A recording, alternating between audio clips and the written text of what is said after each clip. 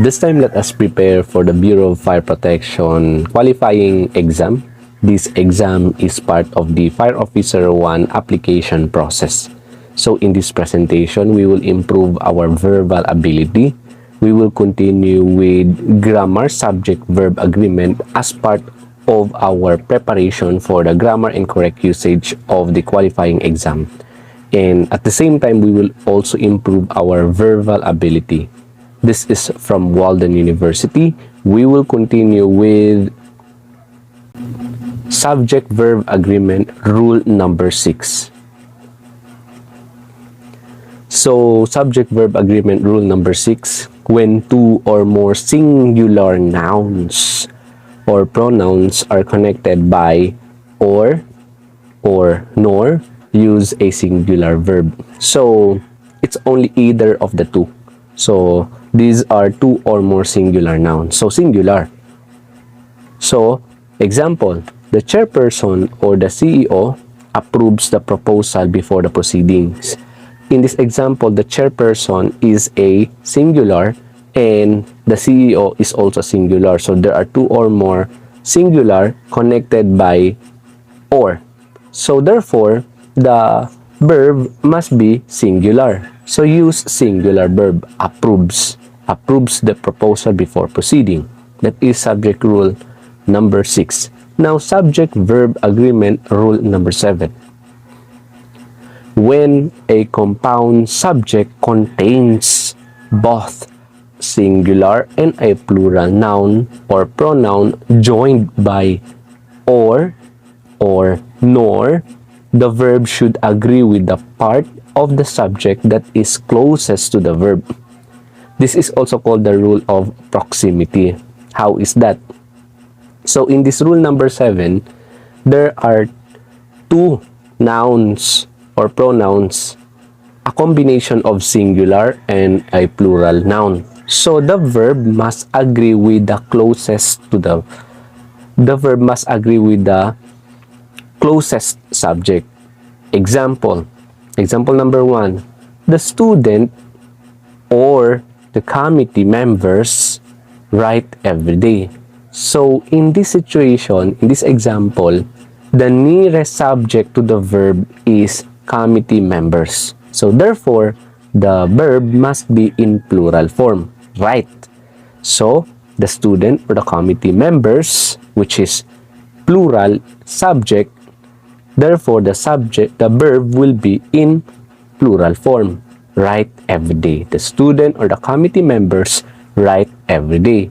Example number 2. The committee members or the student writes every day. Why? The subject here, the closest subject is the student, which is singular. So therefore, the verb must also be singular. That take note in this rule number 7, when a singular and a plural is combined by or joined by or nor. So because this conjunction or nor, we only choose either of the two, whether the student or the committee members. So the verb must agree with the closest subject. Next, the words and subject-verb agreement rule number 8. The words and phrases. Each one, either, neither, everyone, everybody, anybody, nobody, somebody, someone, and no one are singular and require a singular verb. How is that? So, these words are what they call as indefinite pronoun. These are indefinite pronouns, so they are in singular form, which require a singular verb. Take note of this. If we can memorize this one, much better.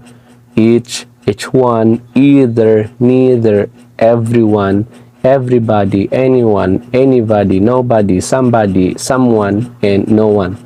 So, they will take a singular verb. Example, Each of the participants was willing to be recorded. So each is the focus here. The word each is the focus. So this is the subject each. So therefore, the verb must be singular. Each of the participants. Because it only refers here one. Only one. And example number two, neither alternative hypothesis was accepted. So there is the presence of the word neither. Example number 3, I will offer a $5 gift card to everybody who participates in the study. So, as you can see here, there is the word everybody, the indefinite pronoun everybody. So therefore, it will take a singular verb. Participates. Example number 4. No one was available to meet with me at the preferred times. So singular. So that is the rule number 8. Those are the indefinite pronouns. Now, let us go with subject-verb agreement rule number 9. The non-count nouns take a singular verb. So, these non-count nouns, these are nouns that cannot be count. So, let us click this link to know more about these non-count nouns. Non-count nouns, these are nouns exist as masses or abstract quantities that cannot be counted. They have no plural form. Although most English nouns are count nouns, non-count nouns frequently occur in academic writing. So, here are some common categories of non-count nouns like all things in English. There may be exemptions. So, these are some examples. Some examples of a non-count noun. So cannot be count, cannot or unaccountable. These are abstract concept, a mass, a disease, a subject of study, a language, an activity, a natural substance, food, a game. So take note. Non-count nouns do not use the indefinite articles a or an. They can, however, use the indefinite article the if what is being referred to is specific. They can also use no article if what is being referred to is generic or general or non-specific. So, for more information of this and example of this non-count noun, you can visit the Walden University website. So, again, non-count noun, example of these are abstract concept such as advice, happiness, health, education, research, knowledge, information, a mass, work, equipment, homework, money, disease, a subject of study, economics, physics, astronomy, biology, language, Arabic, Chinese, Spanish. So, let us now go back. So, we go back with subject-verb agreement rule number 9. Non-count nouns take a singular verb. Example number 1. Education is the key to success. So, education is a non-count noun. So, take a singular verb. Diabetes affects many people around the world. The information obtained from the business owners was relevant to include in the study. So, the information, the subject, and the verb was interfered with a phrase obtained from the business owner. So, do not be confused with the business owners and the information. The main subject in this sentence is the information, not the business owners. So, the information was relevant to include in the study. And last example, The research I found on the topic was limited.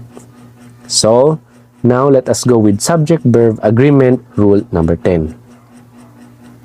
Some countable nouns in English such as earnings, goods, odds, surroundings, proceeds, contents, and valuables only have a plural form and take a plural verb. So these are examples of countable nouns. So they can be count. Earnings. Number 1, the earnings for this quarter exceed expectations.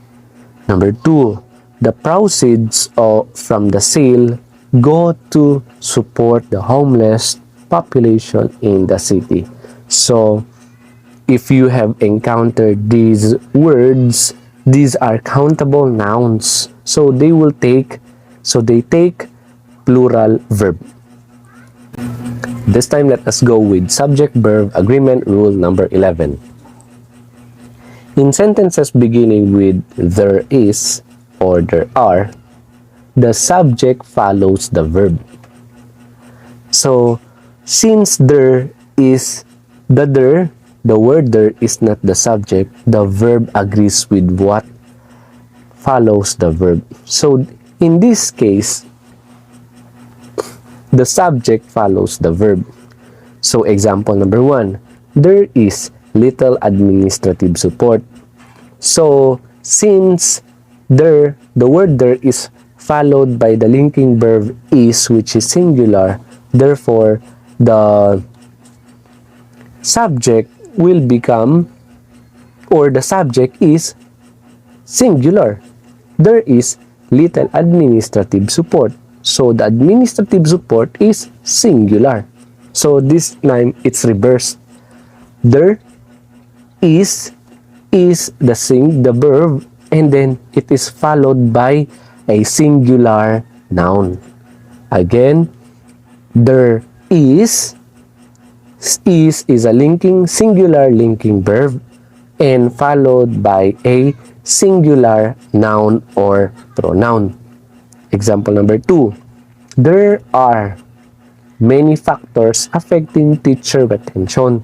So, there followed by the linking verb are, which is plural, therefore the subject followed must be plural in form. So, there are plural, many forms, also a plural verb. So, take note in the subject-verb agreement rule number 11, in sentences beginning with there is or there are, the subject follows the verb.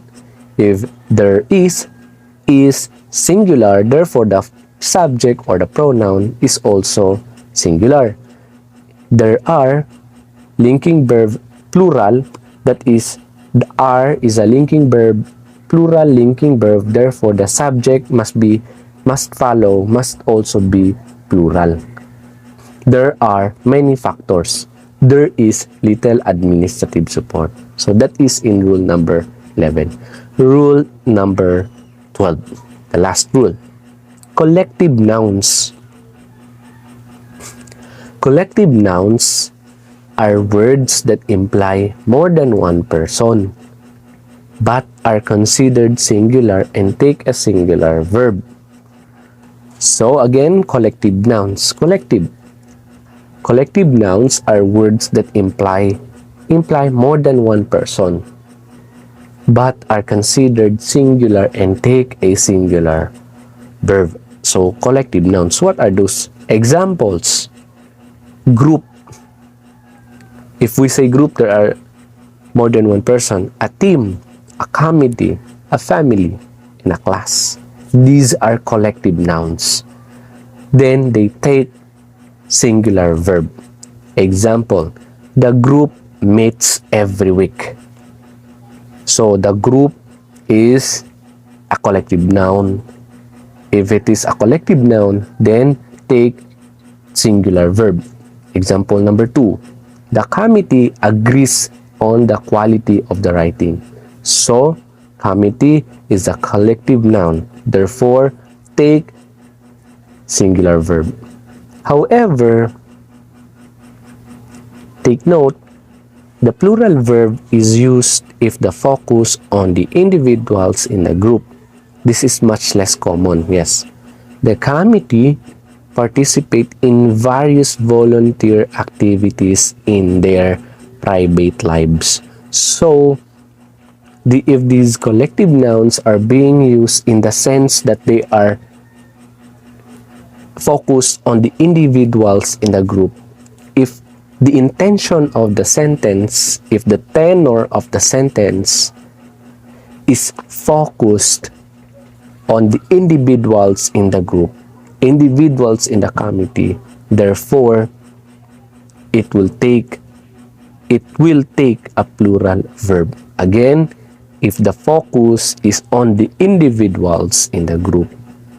Like in this case, the committee participate in various volunteer activities in their private lives. So therefore, the committee members here participating in various volunteer activities. So the members here are participating in different or various activities. So the tenor of the sentence is in the focus of the individuals, on the individuals in the group. So these are the subject verb agreement rules. Subject verb agreement rules. If you want to know or to browse this lecture, you can just go with the Walden University. Just search in the Google Walden University and then grammar subject verb agreement as part of your study or review for the qualifying examination.